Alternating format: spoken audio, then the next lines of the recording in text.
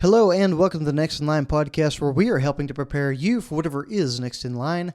As always, I'm your host, Chance Pitts, and I would like to thank you for tuning into this episode. Guys and gals, welcome into another episode of the podcast. I'm very excited to have you in here with us today as we sit down for another solo episode.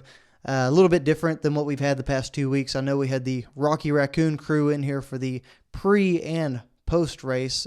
So it's just me in here, and I really thank those of y'all that have stuck around through all these episodes and given me a chance to try to get you motivated, thinking about things differently, and just trying to help you improve your everyday life little by little.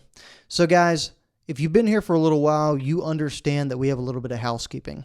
If not, we'll break it out to you right here.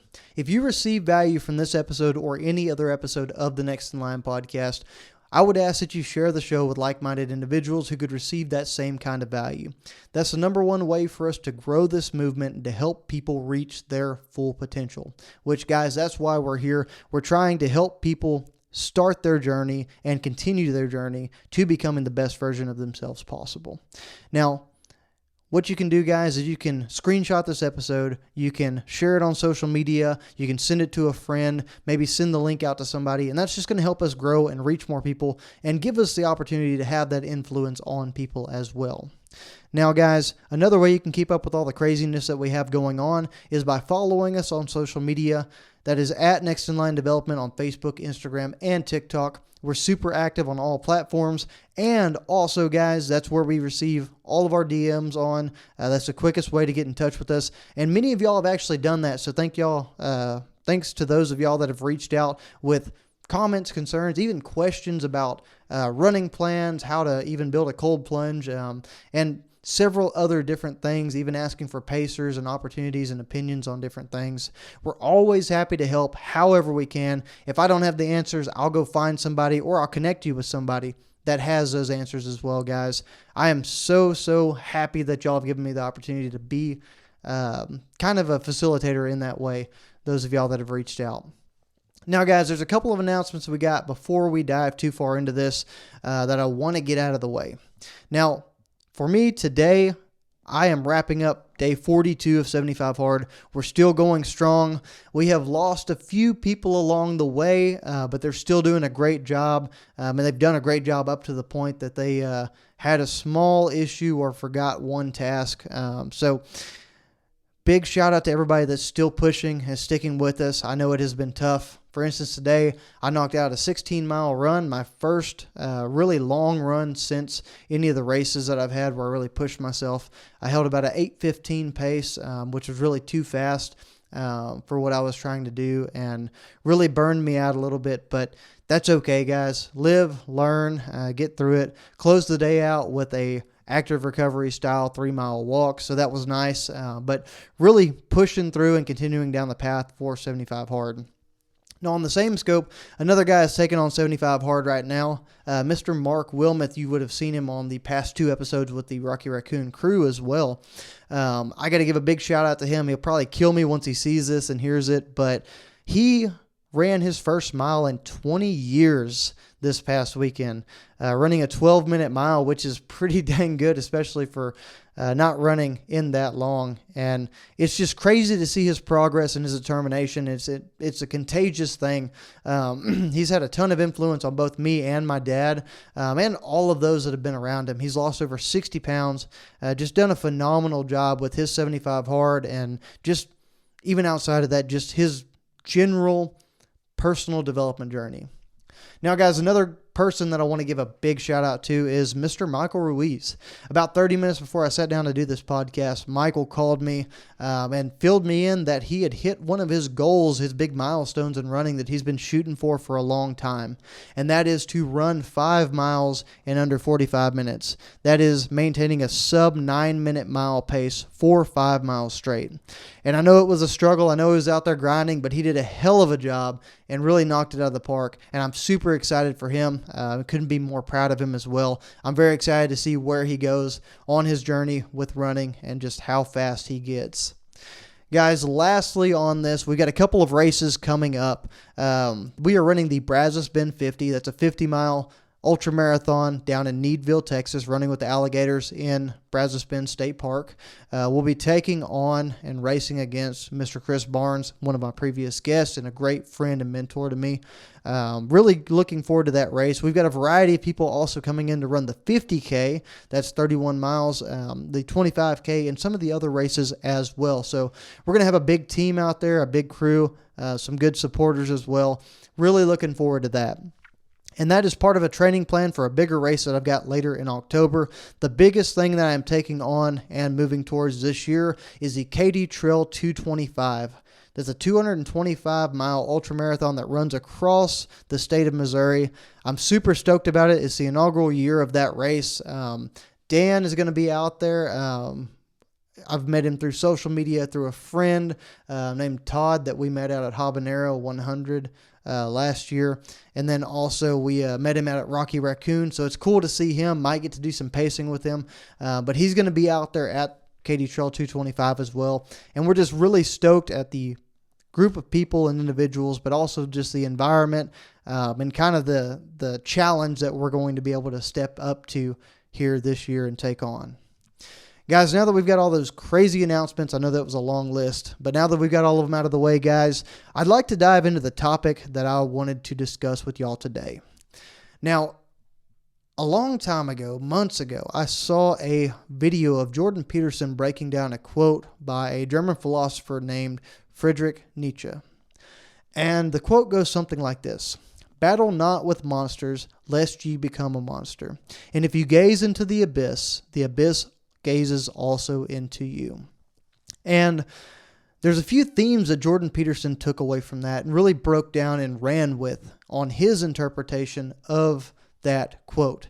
And I wanted to dive into a little bit of commentary on Jordan Peterson's approach to it, but also my own interpretation and how it is applied to my life. Because, guys, this is one of those quotes that maybe this didn't hit you that hard whenever you heard it, but it really, really struck me and stuck with me. And it's been bothering me for a while. I've been listening to it over and over and over. And then these past 4 or 5 days, I've just really taken time and studied. I've been on YouTube kick after YouTube kick, diving into this and seeing what exactly he meant with this quote, this "battle not with monsters lest you become a monster." And then breaking down the second half as well. If you gaze into the abyss gazes also into you. And what that means, because the initial interpretation I had was kind of that warning of human tendencies, the habitual thing that a lot of us humans get stuck in with that side of things, and I took it almost as a warning or a threat. But the more I studied and listened to guys like Jordan Peterson and some of these other commentators breaking this down, it also had a little bit of an example of human potential and a promise of the strength that you can find if you really, really dive deep and look into yourself to find it. So, guys, I want to take the time to break that quote down right now with y'all, starting with the first half, that "battle not with monsters, lest you become a monster."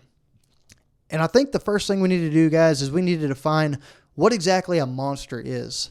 It's important to understand that a monster is a person or a thing that's capable of great violence or danger. And Jordan Peterson has another awesome approach to what a monster is by saying that a man should become a monster. He should become capable of great violence and great danger and great strength. And then the thing he should do right after that is become capable of controlling it. Become disciplined enough to be able to control that so that you hold the power that you need in this life. And the reason he says that is because that is what the definition of a good man is to him. A good man is somebody that is capable of doing the things that are necessary in this life, that are capable of stepping up to the plate when no one else wants to, and when things get tough and when life is not going your way and you have to make a move. They're capable of doing so, but they're also capable of restraining themselves and being disciplined and controlling those urges and those tendencies. So that is a good man in his definition, someone who is not capable of great violence, who doesn't have to control themselves, who just goes through life willy-nilly without the ability to actually do anything violent, but never does anything bad. That's his definition of somebody that is kind of obsolete, not necessarily a good man, because they don't actively take the steps of being a good man every single day. So that's the definition of that violence and that monster and that capableness that Jordan Peterson talks about there. But I want to build off of that and go further into this first half by talking about a few different points I came across in there. What does this quote, this first half of the quote, truly mean? This battle not with monsters lest you become a monster. It means that you're going to have to lose. And the reason I say that is to become dangerous and become capable and become this monster, guys, that you want to become in whatever sense it is. If it's entrepreneurship, if it's actually physically a strong, powerful being, an athlete, whatever it might be, guys, you've got to do battle with dangerous and capable people. You've got to step up to the plate with opponents that are outside of your weight class who scare you somewhat. You've got to go into a battle and you've got to try to learn what you can as you take on these big bad monsters, because that's, like it says in this quote, guys, that's the way you become that monster. That's the way you get to the next level. And an example of that, guys, I would say is Conor McGregor. Everybody knows who the Irishman Conor McGregor is. He's this awesome fighter from the UFC. He's had this crazy career. He's got this bigger than life persona where he talks crap to everybody. Whether you're a fan or not, you know who he is. And one thing Dana White, I think he's the CEO of UFC, said about Conor McGregor is anytime he would pick up the phone and call Conor and offer him a fight, it didn't matter who it was. Conor accepted the fight. And I think that's a great example of this first half of this quote, this battle not with monsters lest you become a monster, because Conor McGregor knew something of this. He knew that if he went into the ring with anybody, even if it scared him, one, he didn't show it, but two, he knew he was going to come out of the other side better, win or lose, and most of the time he ended up winning. He showed up no matter who it was or what it was that was standing in his way, and he fought. Number 2 on this list, guys, of examples I want to break down is, again, I've said this a million times, but the people who you surround yourself with are going to be a direct reflection of your potential and where you are in this life, guys. And I think that ties greatly into this quote, this battle not with monsters, lest you become a monster. If you surround yourself with the kind of men or the kind of women that are capable of these great things and are finding their full potential and moving themselves in a positive direction every single day, that's who you're going to be around. We saw that whenever we sat down at the Rocky Raccoon interview this post-race just recently, and we talked about it. The group of individuals that we were surrounded by in this crew and that we constantly surround ourselves by are individuals that are achieving big things, that are looking for the next big thing in their life. They're actively pursuing personal development and trying to push themselves to that next level every single day. And I think that's the second takeaway from this very, very easily, because guys, if we can learn to surround ourselves with these monsters, these capable human beings, the Jordan Peterson versions of the monsters, then we're going to be able to bring ourselves up to that level of monster and advance ourselves in the direction that we are wanting to go. Now, guys, a third example I took from this first half of this sentence is that battling with monsters is going to change you.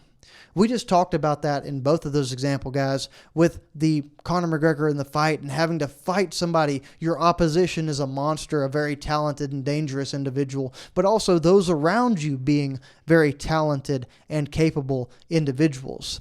And what happens when you do that, guys, is you really find your niche. You find the place that you need to be in your life, in the direction you're trying to go. And it gets a little bit crowded and a little bit convoluted, and it can be it can be very confusing, especially emotionally, because one of the things I've come to realize is that over these past 3 years of really diving into my own personal development journey and going down this path of self-help and personal development, it's that I have probably lost more friends than I have gained. And I don't say that as a spot of pity. I'm not looking for someone to feel sorry for me at all. What I'm saying is the people that I chose to surround myself with and the people that chose to step up to the plate with that, or the people that were at the caliber to stick around for the long run, are the ones that are still here. There's a lot of people that are no longer in my life, and that is A-okay. Because, like I said, battling these monsters or battling beside these monsters will change who you are. And to grow, sometimes you have to leave some of these people behind, and sometimes you have to make changes in your life that might not seem like the easiest thing to do, because Lord knows they're not, guys. But part of that is growing as a human being, choosing who to surround yourself with, choosing what monsters to find around you whenever the going gets tough. And guys, that's that first half. That's the breakdown of battle not with monsters, lest you become a monster. So guys, I want to dive into the second half of this quote now. And this is the one that really struck me and stuck with me initially. But this is and if you gaze into the abyss gazes also into you.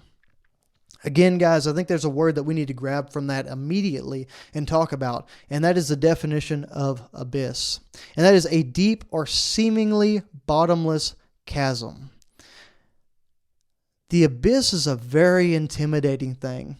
Think about the Mariana Trench out in the ocean, guys. If you're looking down into that trench, you want to talk about intimidating. You want to talk about unknown. You want to talk about monsters being down in there that you have no idea how you would ever defeat, let alone get away from in a battle.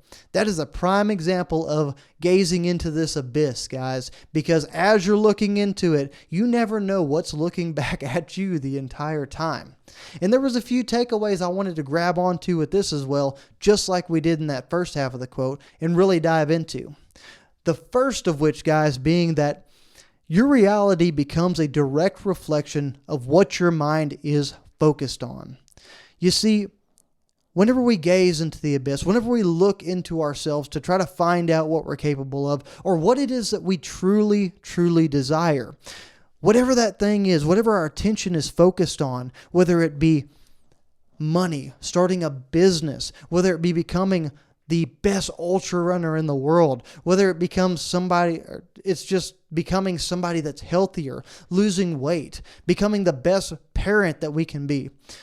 All of those things lead us down a trail that eventually circle back and look at us in the face. And what I mean by that, guys, is as we pursue whatever it is that we are chasing goal-wise actively, if we are engaged and we are actually trying to become better in that sense every single day, we're going to find ourselves amongst material, amongst people, amongst things that are all going to be related to that goal. The example of that, guys, whenever I started running, I really dove into the research behind becoming a decent ultra runner, what it takes to mentally make yourself run 100 miles without stopping. And pretty soon, guys, I found myself with different ultra running books all around me. I found myself running across more and more pages of ultra runners, sharing their advice, sharing their plans, sharing their victories and their losses. And it was a direct reflection of me looking into that abyss and it looking back at me and giving me the challenge, giving me the information that I needed.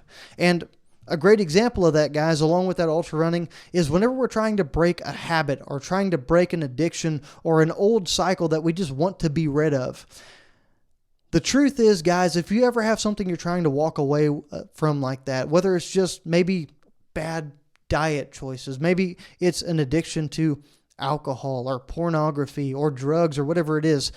The truth is, if you let yourself gaze back into the abyss with that, you let yourself look down that rabbit hole, you're going to find what you're looking for, right? You're going to find that source for alcohol. You're going to find the drugs. You're going to run across some scantily clad individual on the internet and you're going to find your porn. Whatever it is that you're struggling with and that you're really fighting against, you have to understand that whatever the abyss is that you look into, whatever deep, bottomless, seemingly chasm that you choose to focus your attention on, that's where your mind is going to take you, guys. Much like that same thing we talked about with battling with monsters, guys.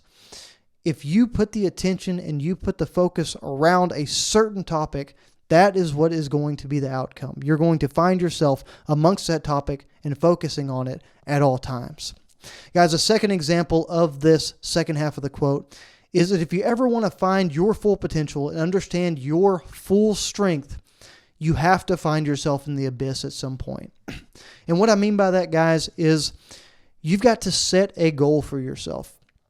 You've got to truly put yourself in a position where your back's against the wall, where you don't have a way out, where you don't let yourself walk away, and where you have to work extremely hard to get the outcome that you want. Because for one, that's how you find out if that's what you truly want. But two, that's the only way to force yourself to take the path and walk the path to where you're trying to go.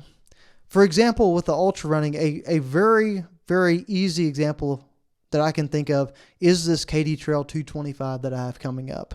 In a lot of ways, guys, this is a very deep part of the chasm that I have not explored yet. If you ask me what kind of ultra marathons I have ran, I've got an okay resume. I've ran a couple of 50Ks, a 100K, and I've done a very, very tough 100-mile race.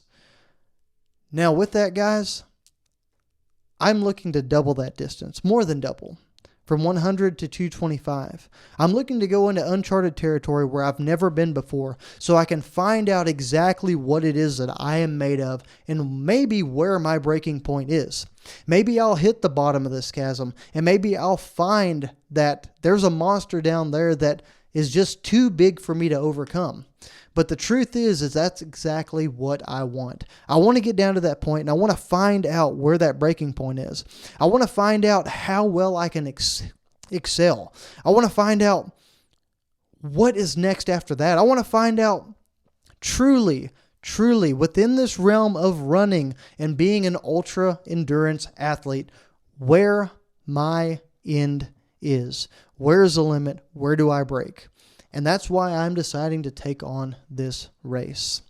Guys, the third takeaway from this gazing into the abyss and the abyss gazing back into you is that you won't be the same if you spend enough time in the abyss. And what I mean by that, guys, is much like what we talked about in the first half of this podcast. If you spend enough time in the abyss, guys, you won't come out the other side the same. And the reason is the confidence, the capableness, and the understanding of yourself that you will have on the other side of these challenges and these big goals that you've set for yourself are going to be unlike anything you've ever seen before.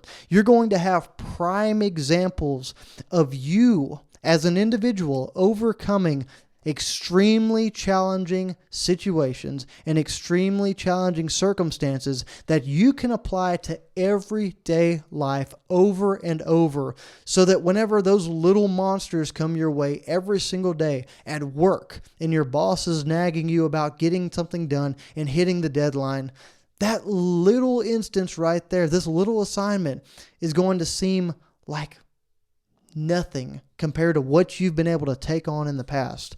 The speed bumps that come your way and the big challenges that come your way, whether it's family, maybe the loss of a loved one, maybe it's dealing with a health concern that's come across for you, maybe it's a financial dilemma you've found yourself in.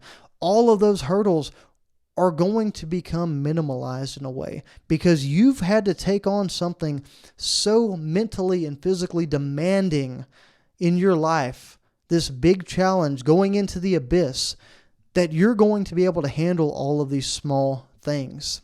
And also, guys, it's going to reorient you to your goals in a lot of ways. Diving into the abyss is going to help you understand exactly where you are and where you want to be. Now, along with that, guys, the last thing I would say is that whenever you find yourself in this abyss, it's going to be very tempting to back right back out. It's going to be very tempting to overthink everything at the get-go and to not commit to a big goal, to not commit to going and finding the bottom of this crazy, crazy deep pit. But guys, that's where the growth happens. That's where the difference is. For a long time, I dipped my toes into the water of getting back into shape and losing a bunch of weight. I dipped my toes into the water of stopping drinking and trying to become a better individual overall. And for a long time, I failed to make those changes. I didn't come through for myself or anyone around me for probably a good 3 to 5 years before one day I finally decided that what was scarier than going to the abyss was staying exactly where I was as the exact same person that I was.